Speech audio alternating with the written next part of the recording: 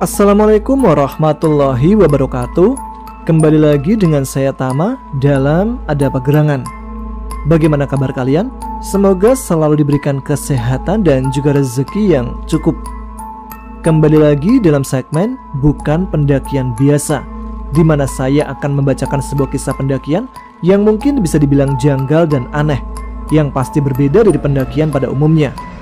Kali ini ada sebuah cerita lagi dari duet Bandels alias Bang Bani dan Bang Dels. Cerita kali ini berkaitan dengan cerita sebelumnya di Gunung Gede, ketika arwah pacar teman mereka memberi pesan setelah dinyatakan hilang di Gunung Gede ketika itu. Seperti apa cerita mistis yang mereka alami? Teman-teman, ada apa gerangan? Ceritanya mulai dari sini.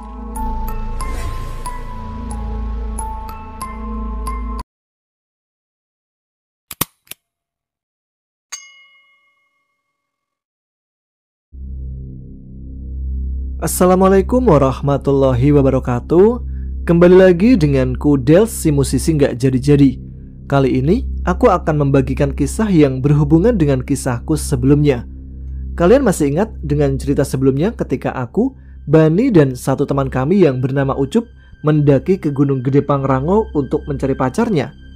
Dan Banilah yang malah bertemu dengan arwah pacar Ucup untuk menyampaikan pesan kepada Ucup. Nah, cerita pendakian kali ini berhubungan dengan kematian pacar Ucup kala itu.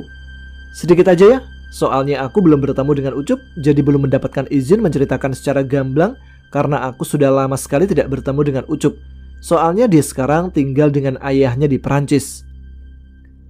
Pada kenaikan kelas 3 SMA, temanku yang bernama Ucup pindah ke Bandung karena ayahnya pindah tugas di sana. Ucup dan aku merupakan teman satu bangku ketika SMA dulu. Dia adalah anak berwajah tampan, dengan kulit putih, hidung mancung, dan bola mata coklat muda. Maklumlah, ibunya orang Sunda sedangkan ayahnya asli dari Perancis. Bisa dibilang blasteran lah.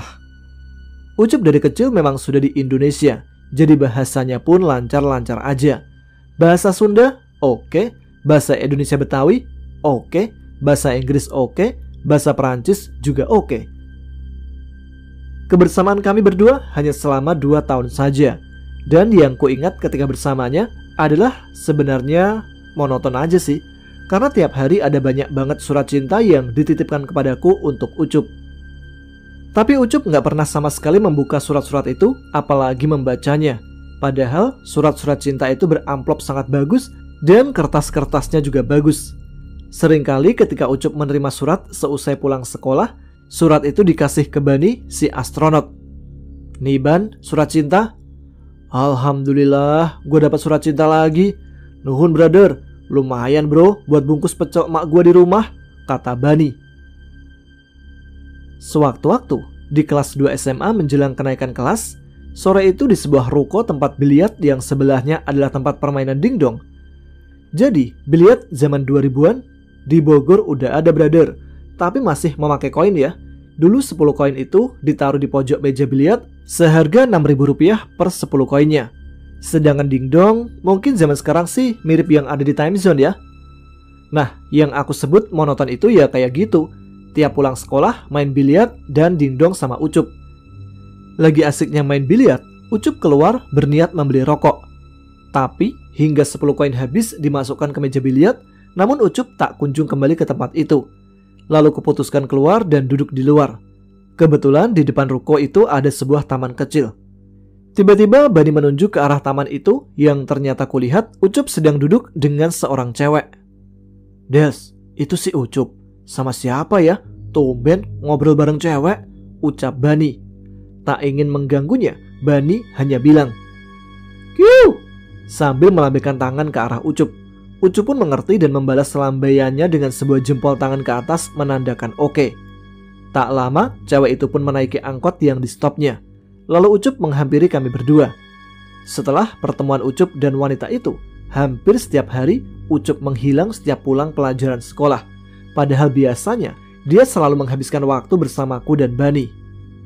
Aku pun cuma ketemu Ucup di rumahnya saja, dan akhirnya mendapatkan cerita darinya kalau Ucup sedang suka dengan seorang gadis yang bernama Mary. Gadis yang ditemuinya ketika di taman hari itu.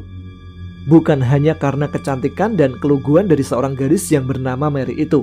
Namun, ada hal yang lebih dari itu yang membuat Ucup bertahan.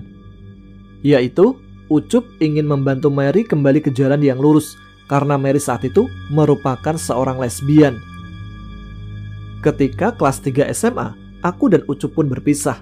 Ucup pindah sekolah ke Bandung bersama Mary yang ternyata dibawa juga. Pertanyaannya, kok Mary dibawa sih? Jawabannya, karena mereka akhirnya memutuskan untuk menikah walaupun masih sekolah. Walaupun tidak terjadi hal-hal di luar batas seperti hamil di luar nikah, karena Ucup sangat menghargai adab itu. Walaupun sudah pindah ke Bandung, kadang setiap seminggu sekali Ucup telepon ke rumahku, yang artinya kami tidak lost contact. Bahkan setiap minggu, aku sering ke rumahnya yang ada di Sukabumi, karena orang tua Ucup berada di Sukabumi, di bawah kaki Gunung Salak. Ya, untuk melihat kegiatan mereka merawat tanaman hias untuk dibawa dan dijual ke luar negeri. Kadang bahkan sebulan sekali, Ucup dan Mary pergi ke Gunung Gede Pangrango ataupun Salak untuk refreshing. Beberapa bulan kemudian, hal yang tak terduga terjadi. Paksaan demi paksaan dari Mary kepada Ucup untuk pergi ke Gunung Gede membuat Ucup sedikit bingung. Namun karena alasan sekolah, sehingga Ucup pun menahannya untuk tidak berangkat saat itu dan menunggu libur tiba. Menurut penuturan Ucup, Mary setiap malam mengigau dan memanggil nama Tina lalu menangisinya. Seminggu berturut-turut, Mary mengajak Ucup untuk pergi ke Gunung Gede, namun tak digubris oleh Ucup karena belum libur sekolah. Karena Ucup menolak untuk diajak mendaki, maka Mary pun berangkat sendiri ke Gunung Gede tanpa berpamitan. Lalu akhirnya, Mary pun hilang di Gunung Gede, dan hanya ditemukan tas ranselnya saja dengan sebuah buku diari di dalamnya. Menurut Ucup, Mary adalah seorang gadis cantik yang memiliki status sosial menengah ke bawah. Alhasil, keinginannya untuk mendapatkan sesuatu yang diinginkan selalu tak didapatkannya dari orang tuanya. Suatu ketika, Mary berkenalan dengan seorang gadis cantik yang bernama Tina. Tina adalah seorang gadis cantik dengan nasib yang sangat buruk, yang direnggut keperawanannya oleh ayah dan kakak laki-lakinya yang paling besar. Walaupun Tina tidak kekurangan apa-apa dalam segi materi, bahkan uang pun punya banyak untuk keperluan pribadinya, tapi itu tidak cukup untuk menghapus pedihnya perlakuan keluarganya dengan cara seperti itu. Dari sinilah Tina membenci laki-laki hingga bertemulah Tina dengan Mary. Dengan kepolosan dan keluguan Mary menjadikan Tina menyukainya. Entah bagaimana perasaan itu datang. Mereka berdua menjalin hubungan layaknya sepasang kekasih tanpa ada yang tahu. Di sini saya singkat saja ya teman-teman, soalnya ada pornonya. Biar hanya saya dan Ucup saja yang tahu. Ketika Mary sadar akan kesalahan tentang jalinan cinta ini, Mary berniat ingin menjauhi Tina. Saat itulah Tina begitu depresi. Menurut cerita, siang itu Tina berjalan di tengah rel kereta api. Padahal ada banyak orang di sana menjerit meneriaki sekencang-kencangnya memberikan peringatan bahwa ada kereta yang lewat. Namun seakan tidak mendengarnya, Tina pun terus berjalan. Hingga terjadilah tragedi yang menyebabkan meninggalnya Tina. Jangan dibahas ya detailnya, pokoknya ngeri dah. Dan entah kebetulan atau gimana, lokasi kejadian tertabraknya Tina itu tepat di belakang rumah Bani. Cuma saat kejadian itu, Bani sedang berada di rumahku, jadi kami tidak begitu tahu tentang kejadian naas tersebut. Ketika merasa bersalah itulah, Mary bertemu dengan Ucup di taman itu. Setelah kepergian Tina, Mary mengaku diteror setiap hari oleh sosok yang menyerupai Tina. Ucup bercerita kepadaku apa yang diceritakan oleh Mary, dan bagiku ini sungguh tidak masuk akal. Satu hari setelah kepergian Tina, Mary bercerita kepada Ucup. Ketika aku tidur, aku bermimpi, tapi seperti nyata yang terjadi. Tina tiba-tiba muncul di depanku dengan tubuh tak utuh lagi. Darah segar mengalir di sekujur tubuhnya. Amis darahnya pun sangat pekat tercium. Lalu aku pingsan. Hingga selama 1 minggu, kejadian itu terus terulang-ulang. Tina hanya diam tanpa menyampaikan pesan apa-apa. Dia hanya menampakkan diri dengan wujud yang tak sempurna lagi. Sempat juga dalam penampakan itu, Mary ditarik-tarik oleh sosok Tina supaya ikut dia. Dan ketika Mary berhasil lolos dari Tina, ternyata tangan Tina terlepas dari tubuhnya dan memuncratkan darah segar. Aduh, aslinya sih ngeri guys kalau ngomongin darah. Akhirnya Mary dibawa berobat atau diruqyah di daerah Sukabumi, Jawa Barat. Setelah ditelusuri, penyebab Tina meneror Mary adalah, tapi ini secara umum aja ya, kujabarkan, karena cerita aslinya aku keep sedemikian rupa, soalnya privasi. Jadi sebagian aja ceritanya. Jadi, ketika bersama, antara Mary dan Tina membuat sebuah perjanjian yang aku bilang sih konyol. Mereka berdua membuat perjanjian darah. Aku pun tidak tahu bagaimana persisnya perjanjian itu. Tapi ada yang bilang, keduanya mengiris tangannya masing-masing, lalu darah yang keluar disimpan dalam satu gelas, dan mereka meminum kembali darah tersebut.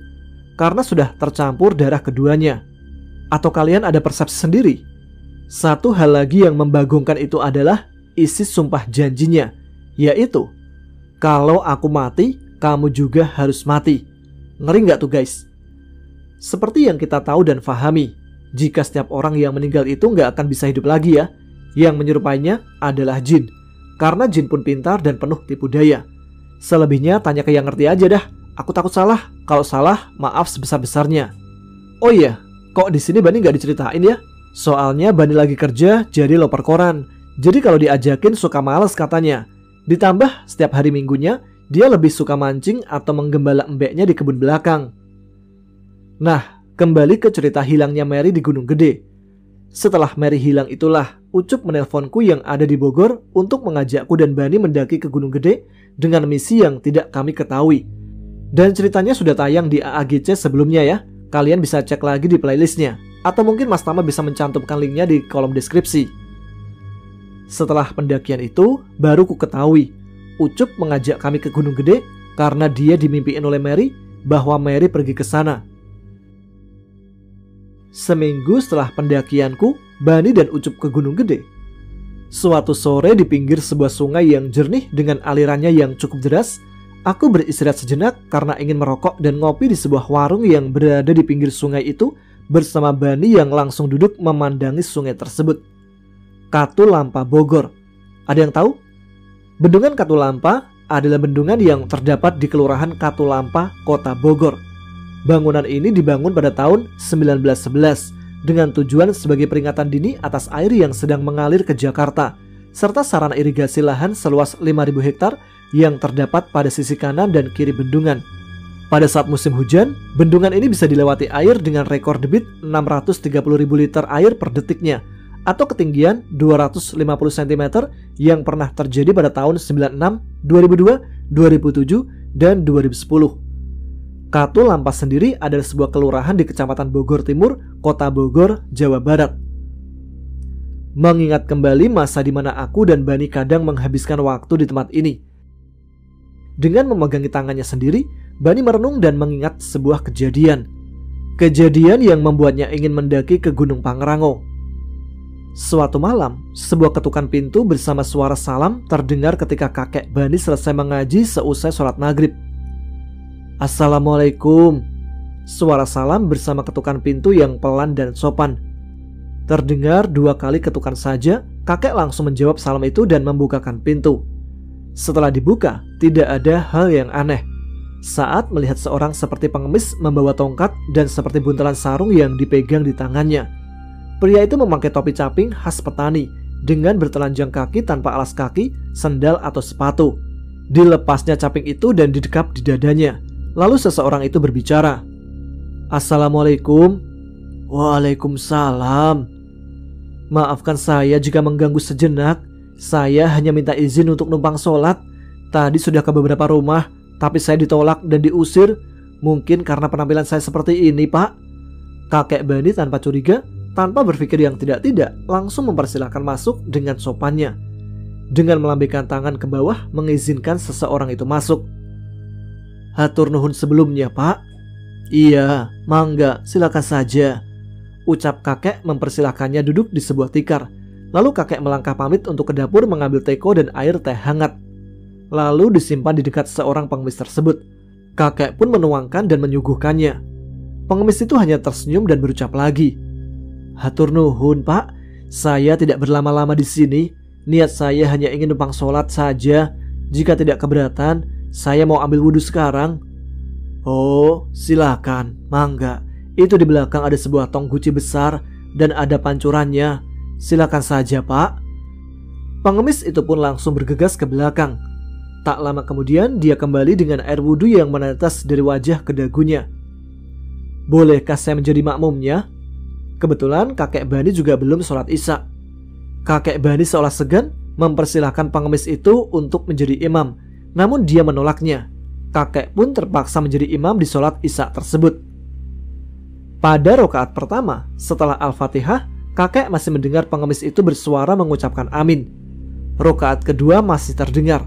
Rakaat ketiga, karena tidak disuarakan bacaannya, namun masih terdengar gerakan ruku, sujudnya, yang menandakan bahwa beliau masih di belakang, sedikit di sampingnya. Pada rakaat keempat, di tahiyat akhir itulah, baru keanehan terjadi. Ketika kakek selesai tahiyat akhir, lalu mengucapkan salam dan menengok ke kanan serta ke kiri, sang pengemis sudah hilang, padahal tidak terdengar langkah kakinya dan tidak terlihat gerakan apa-apa. Dan ketika kakek melihat di sajadah yang digunakan pengemis tadi, terlihat satu buah keris tanpa warangka yang hanya dililit atau dibungkus dengan sapu tangan saja. Ketika kakek pegang keris tersebut, tiba-tiba terdengar seseorang berbisik di telinganya tanpa wujud. "Terima kasih, simpanlah baik-baik keris itu." Hanya itu saja perkataan dari sosok tanpa wujud itu yang kakek Bani pun tahu itu adalah suara sang pengemis. Saat Bani kecil dan belum mengetahui cerita tentang keris itu, Bani bermain dengan keris tersebut bersama dengan temannya di halaman belakang. Tiba-tiba, keris itu menggores tangan Bani dengan cukup lebar, sehingga tangan Bani berlumuran banyak darah. Karena Bani takut ketahuan kakek dan emaknya, Bani bingung dan takut dimarahi. Bani pun menangis di bawah pohon besar yang ada di sana, sedangkan temannya pulang karena takut juga. Tiba-tiba, ada seorang kakek-kakek datang lalu bertanya, "Kenapa, nak?" Bani dengan kebingungan pun menjawab jujur, "Anu kek, ini tangan Bani luka, terus Bani takut dimarahi emak sama kakek di rumah." Kakek itu lalu tersenyum teduh. "Mana coba kakek mau lihat?" "Oh, gak apa-apa, sebentar juga sembuh." Sembari kakek itu ambil selembar pohon pisang yang tak jauh berada di situ, lalu diikatkan ke tangan Bani. "Sudah, pulang ya, tapi jangan diingat-ingat lagi." Itu saja perkataan terakhir dari kakek misterius tersebut. Dan tanpa sadar, Bani meninggalkan kakek itu sendiri di situ. Setibanya Bani di rumah, kakek Bani hanya tersenyum lalu mengelus rambut Bani. Setelah Bani jujur menceritakan kejadian tersebut, kakek Bani pun hanya mengangguk saja, lalu membuka ikatan tangan yang terbungkus daun pisang tersebut. Dan luka yang lebar tadi telah hilang tanpa bekas. Aneh, sangat aneh. Lalu sebuah kata-kata pun teringat kembali di kepala Bani saat kakeknya berucap, "Suatu saat berkunjunglah ke sana, Cuk." Yang artinya, Bani suatu saat harus datang ke Gunung Gede Pangrango. Nanti dia akan ketemu lagi dengan kakek misterius tersebut, kata kakek Bani ya. Ingatan-ingatan itulah yang memaksa Bani ingin pergi ke Gunung Gede Pangrango dan akhirnya mengajakku untuk mendakinya. "Yuk Ban, cabut, balik, gak bakal ada pinguin di mari." Bani terkagetkan dengan ajakanku. Dia langsung berdiri dan membuang puntung rokoknya. "Pinguin?" kata Bani sambil berjalan seperti pinguin melangkah menuju motor. "Ada-ada aja lu Ban." Pagi itu di rumah Bani, Kunyit sedang membantu emak Bani menyiapkan dagangannya yang membuat emak Bani sedikit terbantu. Agar cepat-cepat membuatkan pecel dagangannya yang pagi itu sudah banyak ibu-ibu, abang-abang, empok-empok yang sedang mengantri sekalian ngegibah. Maklum sih, pecel, gado-gado dan ketoprak buatan emak Bani emang enak banget. Mulai dari jam 6 pagi saja, emak sudah kerepotan melayaninya. Untung ada Kunyit yang membantunya. "Wih, bangunin sono Bang Bani, guyur aja pakai air seember kalau nggak bangun." "Tadi udah dibangunin mak, kayaknya tidur lagi." "Ya sudah sono bangunin lagi, suruh Nimba, terus bilang anterin mak shopping." Tiwi atau Kunyit hanya cengengesan karena candaan emak. "Nggak sekalian suruh les balet juga mak," timpal Kunyit. "Bosen, emak mau daftarin les biola." Tiwi cuma ketawa. Tiwi pun menuju ke kamar Bani. "Bang, bangun, Nimba sono kata mak tuh. Bangun siang mulu, rezeki keburu dipatok ayam tuh, begadang mulu sih." "Timbain dong dek, sono. Tar tiap hari Nimba juga lu berotot dek kayak binaraga," sahut Bani sambil menguap mulutnya. "Ogah," jawab Kunyit sambil ngeloyor pergi. Saat itu di rumah Bani masih menggunakan sumur timba yang dikerek memakai katrol, tambang plus ember, karena tidak semua orang punya pompa air ketika itu. Pompa air yang ada juga masih manual, memakai tenaga yang tangkainya kita arahkan ke atas dan ke bawah. Dulu bermerek Dragon. Terkenal sih pompa itu. Singkat cerita, selesai menimba, Bani lalu mandi. Mak, Bani mau ke Gede Pangrango tar minggu ya. Sama siapa? Siapa lagi mak kalau bukan si tukang hayal alias si Del? Iya, tapi ntar pulangnya beliin mak mochi ya. Beres dah. Dengan membawa piring berisi sisa pecel, Kunyit menyela. Ngikut bang. Nih astronot pengen ngikut-ngikut segala. Udah diem di rumah napa? Sungut Bani. Ya elah bang, pan nanjak hobi gua juga bang. Sehat, kata Kunyit sambil merayu Bani dengan menyuapi Bani pakai pecelnya. Udah, ajakin Ban, kata emak. Lu mah dek. Bani pasrah dan menurut saja kalau emak sudah ngomong. Hari Minggu pun tiba. Kami bertiga telah sampai di Cibodas ketika asar. Setelah daftar dan isi buku seperti album mirip buku kondangan, aku tulis nama dan alamatku ngikutin tulisan para pendaki yang sudah tertulis di situ. Dengan kopi tersisa dan rokok yang masih dihisap, kami bertiga bersiap-siap. Tak lupa berdoa, lalu gas melangkah. Aku, Bani dan Kunyit nanjak ke Gede cuma tektok saja. Nanjak malam, turun besok siangnya. Cerita di sini sih sebenarnya ada horor sih, walaupun dikit. Mau denger nggak? Penasaran ya? Ayo ngaku. Oke, ku ceritain deh. Mungkin juga ceritanya sama dengan yang kalian pernah rasakan dan alami. Agak lupa-lupa sih sebenarnya di pos berapa waktu itu. Mungkin ini kejadiannya antara Rawadeno 1 atau 3, aku lupa. Sada bang, hujan bang, teriak Kunyit tiba-tiba. Bukan dek, ini air dari kabut kayaknya, jawab Bani. Nah, alhamdulillah bang, ada pos, seru Kunyit lagi. Ya udah, nyok ngopi dulu dah, sekalian rebus mie. Setelah sampai di pos tersebut, dibukanya tas ransel, lalu dikeluarkannya panci dan sekotak parafin. Singkat cerita, air panas pun jadi. Kopi dibuat, mie pun siap disantap di dinginnya malam itu. Del, lu bawa rokok lisong kan? Tanya Bani. Aman. 30 menit kami berada di pos itu dan akan melanjutkan perjalanan. Nah, selagi beres-beres dan siap-siap mau menanjak lagi, tiba-tiba Bani berbicara. Hus, diam lu pada, jangan berisik. Kenapa bang? Tanya Kunyit. Dengar gak? Kayak suara anak bayi nangis, cuma seliwer-seliwer aja. Kami pun mengarahkan senter ke sekeliling. Dan ketika sorot senter itu mengarah ke sebuah pojokan dinding tempat tersebut, awalnya seperti ada bayangan hitam saja. Tapi lama-kelamaan membentuk sebuah rambut panjang menjuntai dari atas dinding tersebut, turun ke bawah seiring senter itu mengikuti bayangan tersebut. Lalu tampaklah kepalanya ikut turun dan badannya mengikuti di atasnya, alias nempel di dinding. Udah kayak cicak gitu brother. Terlihat lampu senter pun bergoyang karena tremor tangan yang ketakutan. Seluruh tubuh seperti kaku menancap di tanah, merinding sejadi-jadinya. Berat rasa langkah yang ingin sesegera mungkin untuk berlari dan menyudahi pandangan ini. Wajah putih pucat pasinya dan bulatan di matanya yang seperti panda menatap lurus ke arah kami. Dengan senyuman sinis mengejek, mulutnya melebar dan melebar dan melebar hingga sampai ke sudut telinga dengan darah yang menetes dari mulutnya. Ma, ada cicak. Bukan dek, tokek. Suara tawa kuntilanak itu tiba-tiba menyadarkan kami hingga bisa bergerak dan lari kabur dari tempat tersebut. Kami semua pun berlari secepat-cepatnya.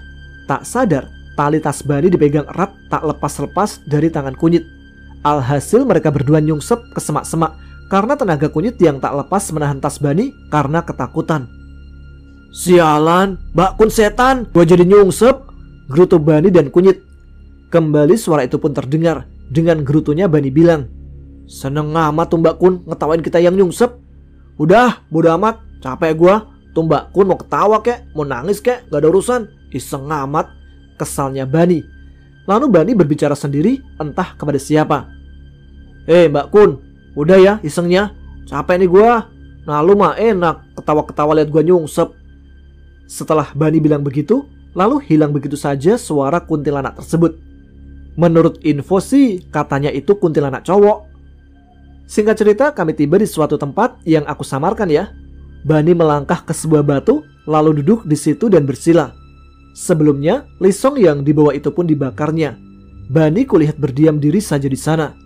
Menurut Bani, saat dia berada di batu itu, Bani diajak seorang kakek-kakek yang pernah menolong Bani ketika kecil. Ingat kan ketika tangan Bani terluka tergores keris? Bani diajak keliling oleh kakek tersebut ke sebuah istana besar, megah juga indah. Bani pun sempat melihat banyaknya perhiasan emas, berlian, dan lain-lain. Sempat pula ia memegangnya.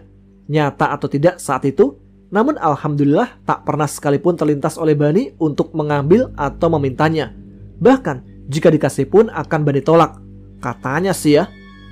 Alhamdulillah kewarasan Bani menancap di hatinya atas nasihat-nasihat dan pesan-pesan dari emaknya. Tidak berselang lama, Bani kembali. Esok paginya kami bertiga langsung turun dan meluncur pulang dengan selamat.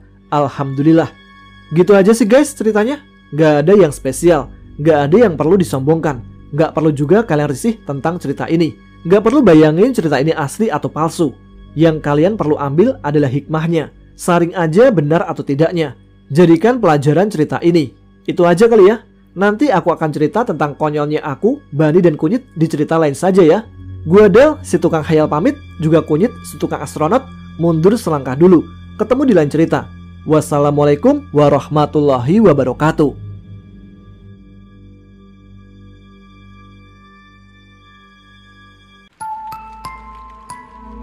Demikian cerita dari duet Bandes, sebuah kisah nyata yang cukup miris ya, dan dikasih bonus cerita pendakian setelah kejadian tersebut. Masih ada beberapa kisah dari duet Bandes ini, kita nantikan ya. Nah, yang punya pengalaman mistis ketika mendaki gunung bisa juga dikirimkan ke kami biar bisa dibacakan di sini. Terima kasih kepada teman-teman sekalian yang terus menyimak setiap episode Ada Apa Gerangan. Dengan menyimak saja kalian sudah sangat membantu channel ini berkembang. Apalagi tambah like dan share video ini, dan jangan ragu tuliskan komen. Tunjukkan eksistensi kalian. Saya Tama pamit, tetap semangat, selamat malam, wassalamualaikum warahmatullahi wabarakatuh.